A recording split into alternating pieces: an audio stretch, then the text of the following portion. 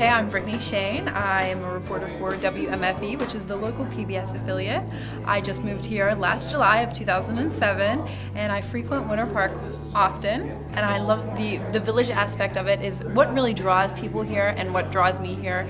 It's kind of like the Rodeo Drive meets a nice village. It's really homey and comfortable, and it makes you feel like good just walking down the street and being able to go into a home or a business and just get a different atmosphere than walking downtown or walking in a mall.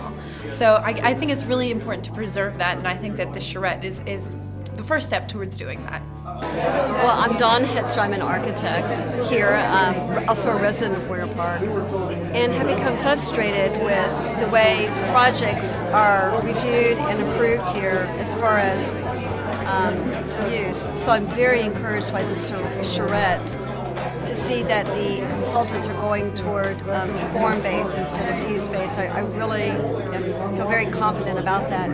I also feel strongly that Winter Park should go to a higher density. I think that would help and give it even a better image than it has now. I feel like economically it's the way to go. It's a very large subject, but I've traveled all over the world and have seen wonderful spaces that are dense, so I know it can be done. My name's Hal Washburn, and my wife and I raised 3 boys here in Winter Park, over on Via Salerno. It's been over, I guess, 35 years since we've been here. We moved from San Francisco, and it was a lovely little town when we got here. It's still a lovely little town, very much like an English village.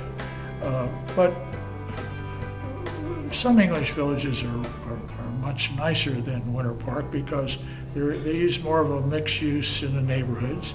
They might have a little neighborhood greens grocer, maybe even a nice pub. But, you know, our city is going to require a lot of tax revenue to keep it a nice city. And already things are looming up that we're going to have to confront, such as water preservation.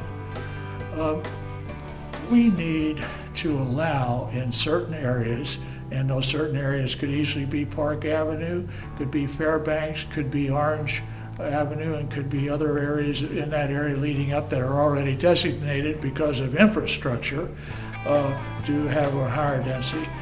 So I just hope that the city commissioners and the planning and zoning develop a little backbone and forget about this political harassment from organized groups and do what's best for the city. And what's best for the city is not to kill a goose that laid the golden egg. We've got to be sure that developers will want to come in along Orange Avenue and Fairbanks Avenue and put up decent, good mid-sized buildings for office space.